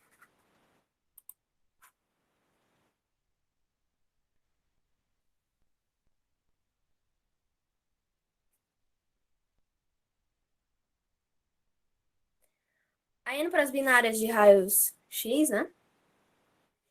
Enquanto que nos pulsares a fonte de energia é a energia de rotação, né, da estrela, de nêutrons, nos pulsares de raio-x, a fonte de energia é a gravitacional. É só uma ilustraçãozinha, mais ou menos, da energia gravitacional. Bem, nos pulsares de raio-x, uma estrela de nêutron, ela suga a matéria de uma estrela companheira, normal, né? E se essa estrela companheira ela está em certa etapa do estágio evolutivo? Aí, nesse caso, o mecanismo de transferência de matéria, ela pode se dar através de ventos estelares ou por uma distorção esférica da estrela companheira. Coitada da estrela companheira. Então, os discos de acréscimo são uma excelente maneira de emitir em raio-x, né? Que é onde as faixas binárias de raio-x elas são observadas. Pode passar, Tati.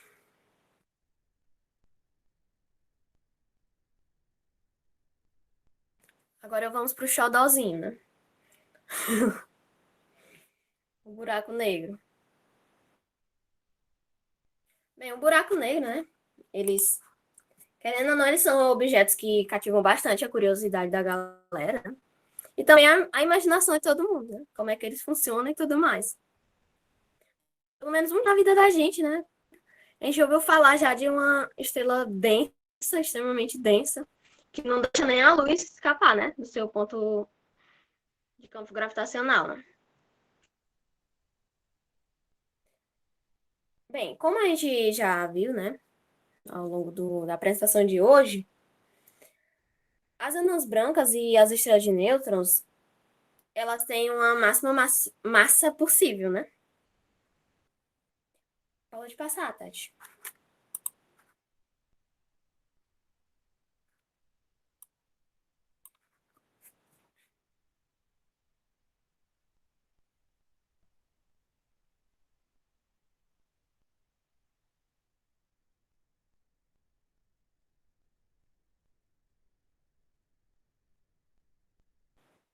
Aí vem a pergunta, né?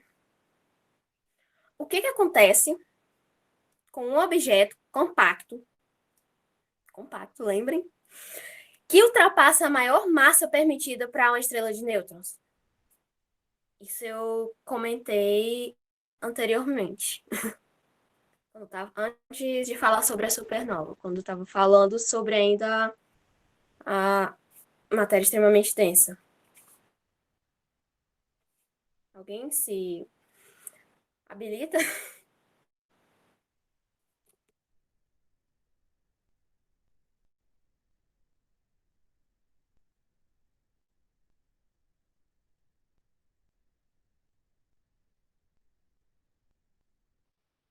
Olha só.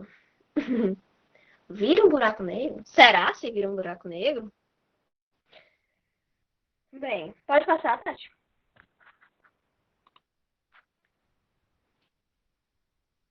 Luciana falou a formação do buraco negro.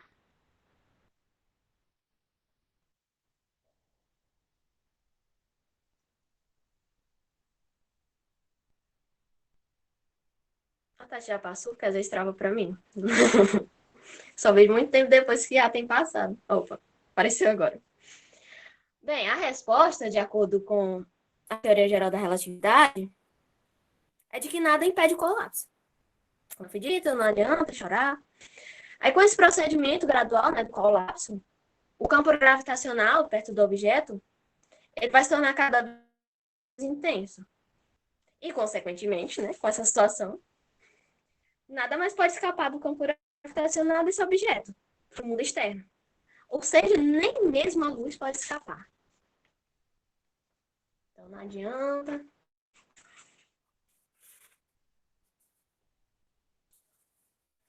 Pode passar, Tati? Com essa situação, né, de colapso e tudo mais, campo gravitacional, forte demais.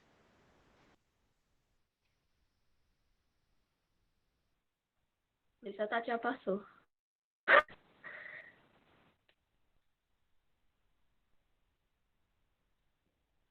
Pronto. Com toda essa situação, parabéns. Você acabou de criar um buraco negro. Então, vocês estão certíssimos, galera. Tivemos a criação aí, a formação do buraco negro. Pode passar, Tati.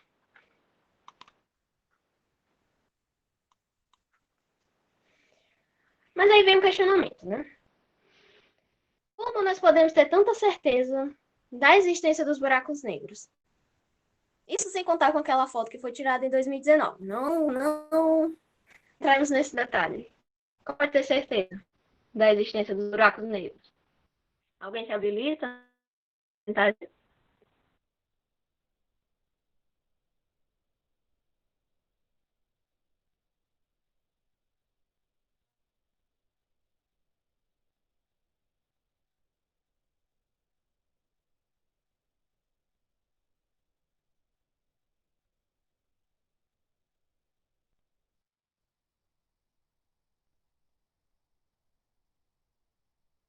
Ninguém se habilita a tentar uma resposta? Oi, Karen.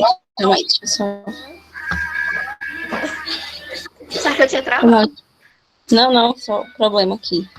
Eu já resolvi. Ah, sim. Certo. Oi, Demilson. Só um minuto comigo. Gente, não tá. Certo. Enquanto isso, galera, vocês vão pensando aí para responder como é que a gente pode ter certeza da existência dos buracos negros. Sem contar com aquela foto que foi tirada em 2019. Não vamos contar com esse detalhe. Vamos pensar de outra forma.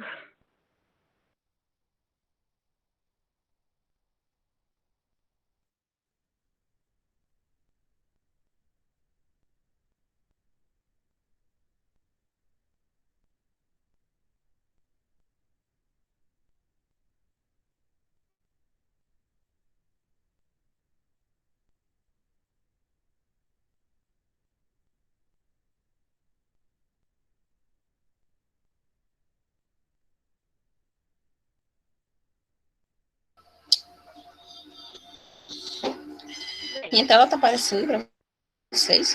tá assim, Tati. Tá aparecendo. Ótimo. Bem, já que não teve nenhuma resposta, né? Eu acho. Pronto, a teoria da relatividade, né? Foi falada aqui pelo Jorge. Olha aí, rapaz. Será? Vamos ver.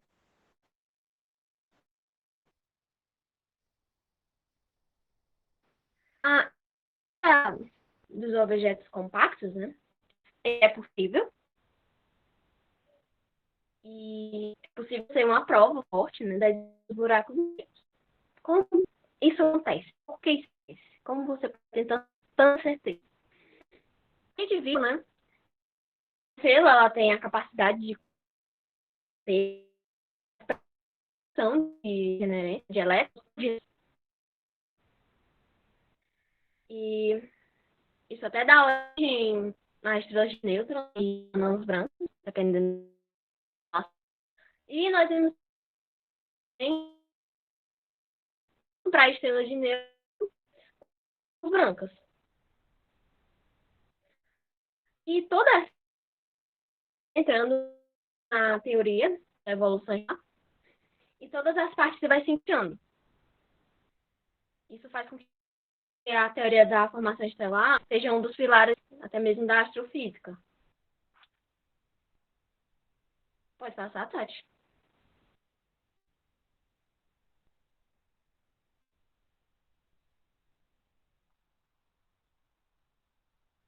Posso passar, Karen? Tá bem.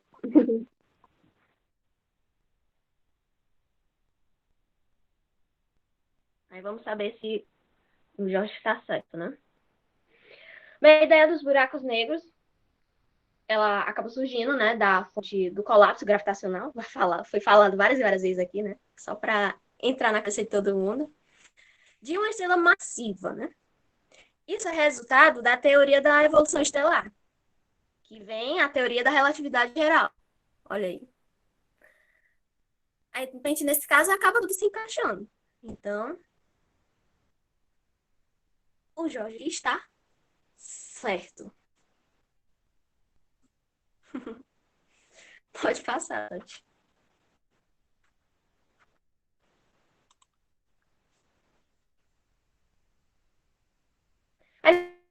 A observação X, ele é um dos indícios, um indício, né?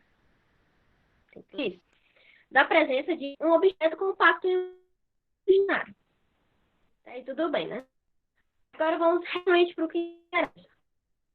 O buraco negro, né? Gente, é uma região do espaço-tempo. O campo gravitacional ele é tão intenso que nada. Não importa se é partícula, radiação eletromagnética, não tem negócio, não. Nada pode ficar grudento aí.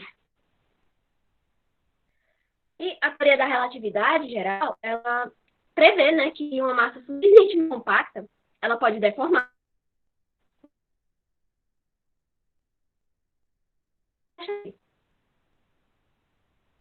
E até que átomos. Esse tipo de natureza.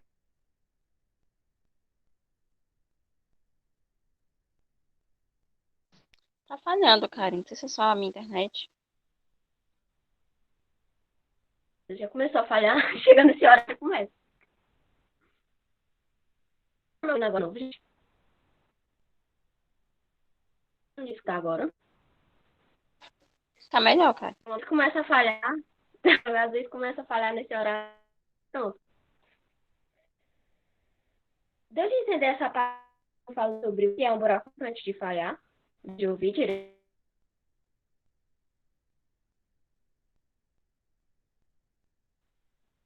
Alguém pode me dar um retorno? Por favor, por favor. Bom, eu acho que não tem nenhuma dúvida. Você tem alguma dúvida em relação ao que a Karine falou? Sobre o que é um buraco negro? Tá, mas não Um pouco entender. mais deu pra Desculpa, gente. entender. É porque minha internet, nesse ponto, começa a dar esse horário, ela começa a falhar mesmo. Não tem pra onde correr, né? Mas como já foi dito, né? A teoria da relatividade, né? Ela prevê que essa massa suficientemente compacta, ela pode deformar o espaço-tempo para formar um buraco negro. Então, o que o Jorge tinha dito estava certo, sim. Então tá tudo ok. Então, tudo se encaixa nessa situação. Pode passar, Tati? É possível um buraco negro engolir uma galáxia inteira? Pergunta da Luciana. Rapaz, vamos responder essa questão. Oi? Vamos responder essa questão daqui a pouco. Tá gravando de novo? Não, não. É barulho aqui do meu lado aí, eu não consegui entender. Pode passar aí, Tati. Teria que ser mesmo, porque assim, bom, né? A teoria é que tem um buraco negro no centro das galáxias, né? Então, teria que ser um buraco negro muito Não me grande. lembra não, mulher. Me dá medo. Pra engolir.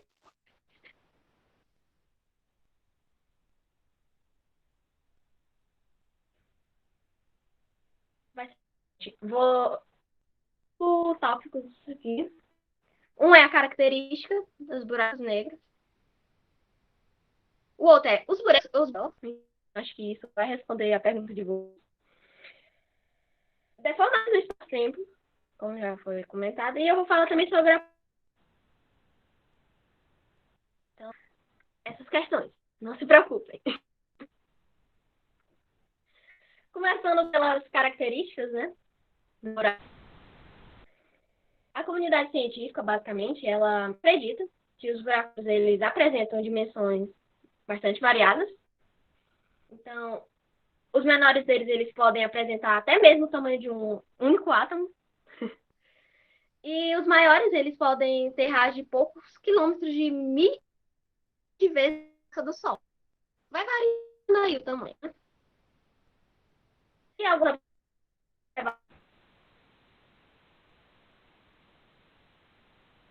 é o oponente desses galácticos, como já comentado aqui, é ocupado por um buraco negro supermassivo. Com isso, crianças. No centro da galáxia, a Via Láctea, há inclusive o Sagitários A. Vocês conhecem justamente essa que vocês estão vendo? Tá bem minúsculo aí apontando, com, que tem uma palavra aí. Esse aí é o Sagitários A. Opa, apertei aqui sem querer.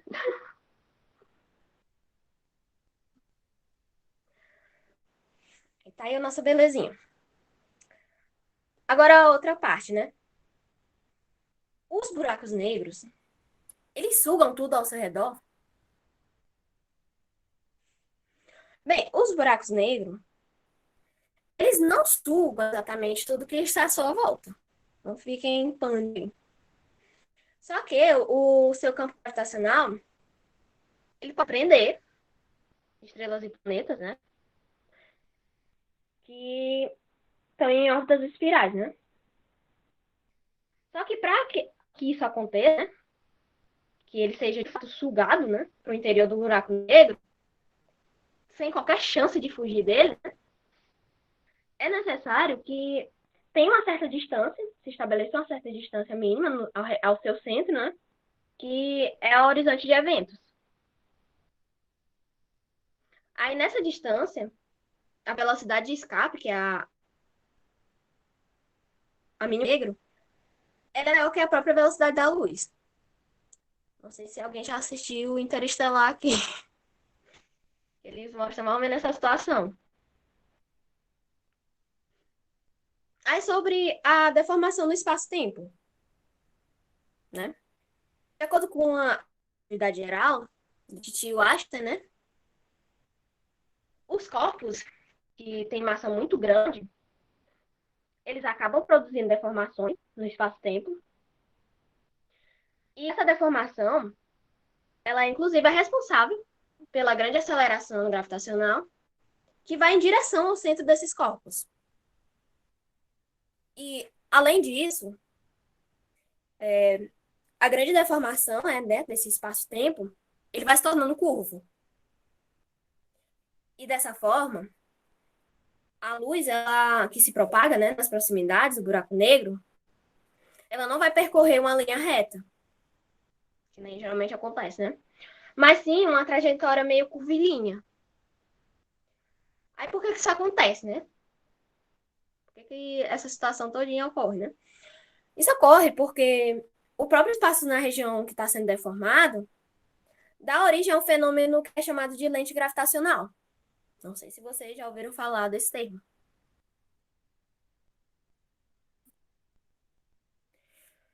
Aí vem sobre a aparência do buraco negro, né? Bem, a primeira imagem de um buraco negro, ele foi revelado no dia 10 de abril de 2019. Essa belezinha que vocês estão vendo acima, né? Todo mundo já conhece essa imagem. E ela foi feita pela Comissão Europeia, né? Nesse caso, a descoberta ela foi feita pelo telescópio Evert Horizon, não sei se eu falo isso. E um projeto que interligou 8 telescópios e teve a colaboração de mais de 200 pesquisadores. Então, foi um marco histórico aí. Nesse caso aí, o buraco negro, ele foi encontrado da galáxia M87, ou M87, e foi a uma distância de 53 milhões de anos da Terra. Então tá bem longe. Ele mede cerca de 40 bilhões de quilômetros de diâmetro, só para vocês terem uma ideia. Isso é 3 milhões de vezes o tamanho. Então ele é bem grandinho, né? A sua massa também ele é 6,5 bilhões de vezes a do Sol. Então, ele é bruto, né?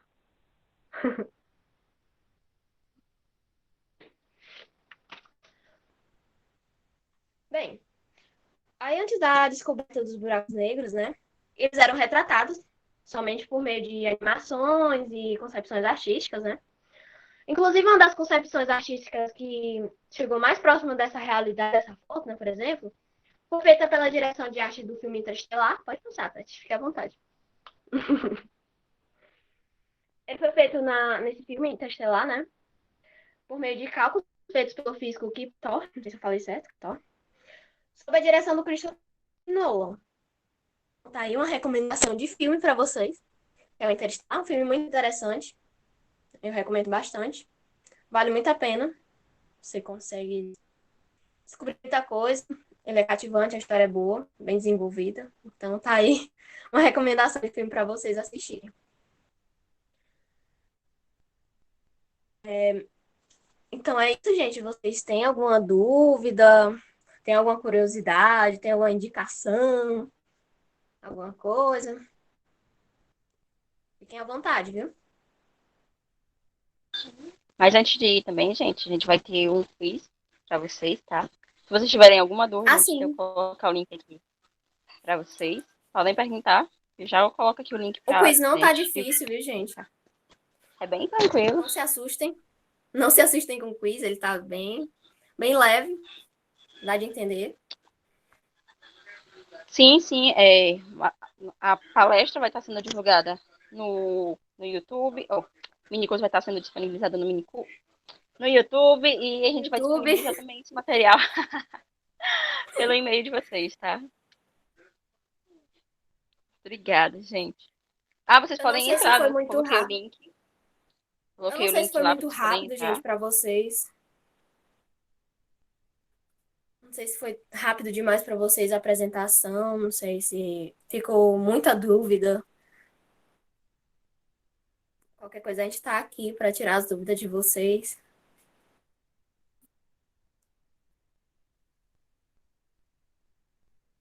O link de acesso. Vamos lá, gente. Brincar agora. Agora chega o momento de brincar. A hora da Calma aqui. brincadeira.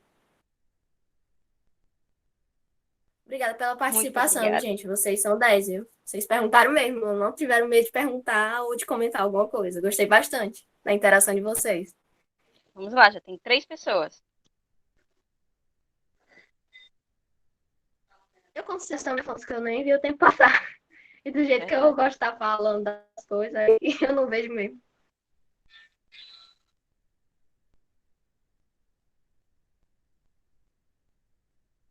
Obrigada, Larissa. Esse quiz está sempre Obrigada, bem Lari. tranquilo em relação aos assuntos que a gente viu ontem, viu hoje. Então é bem divertido. E também para testar, se vocês lembram. Teste rápido. Nada difícil, não. São apenas 8 questõezinhas só. As perguntas não são grandes, então é de boa. Dá de entender rápido e responder rápido.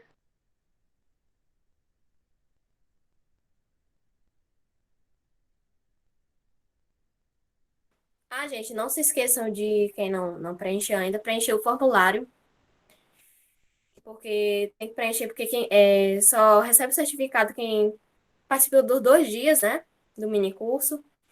E a gente tem que preencher o certificado, ou tem que preencher o formulário para a gente saber quem participou nos 2 dias de mini curso, viu?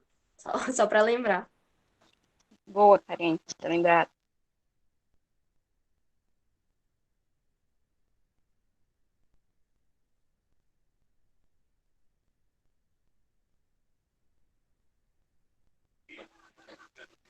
Vamos lá? Acho que já dá de começar, não, Tati?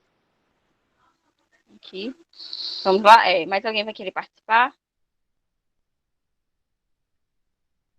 Não tenham medo, galera, do quiz. É coisa de boa.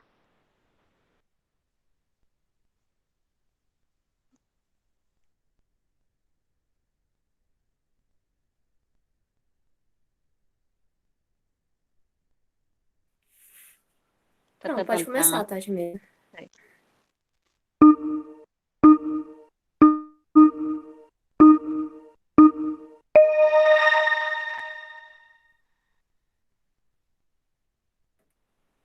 Acredito que vai aparecer para vocês. Então, vocês vão respondendo e eu vou parar de projetar aqui minha tela. Tá certo?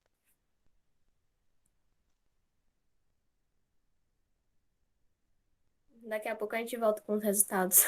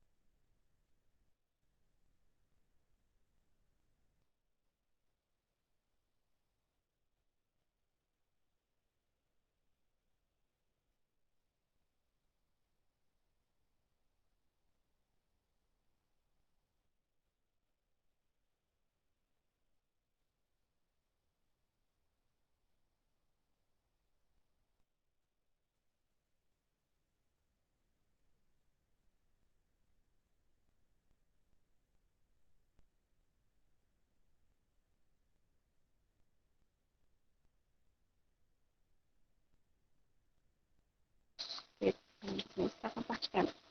Pronto, compartilhando. E aí, gente, o que vocês acharam do quiz? Tava difícil? Não tem gente respondendo? Olha aí. Já tem uma galerinha respondendo.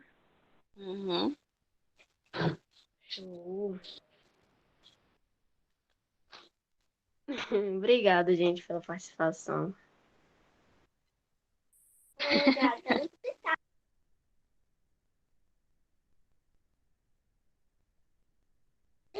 É bem tranquilo.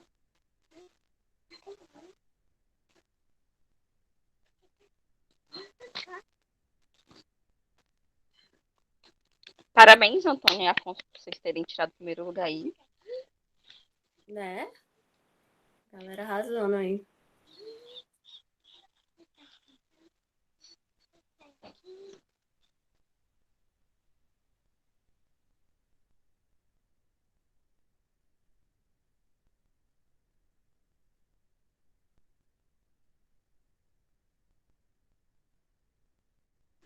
Obrigada, Nova- Antônio.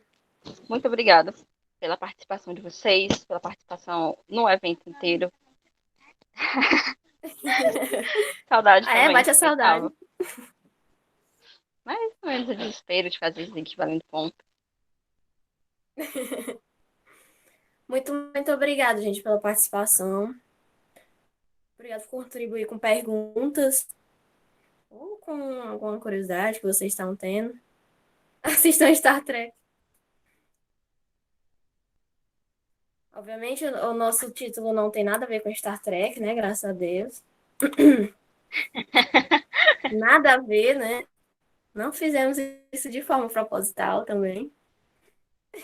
E de noite nós Obrigada, temos Léo. mais mini cursos também, viu? Se vocês estiverem inscritos Obrigada, nos mini Lu. cursos da noite. Tô toda íntima. Obrigada, Luciana. Obrigada, Luciene. Foi muito, muito boa a participação de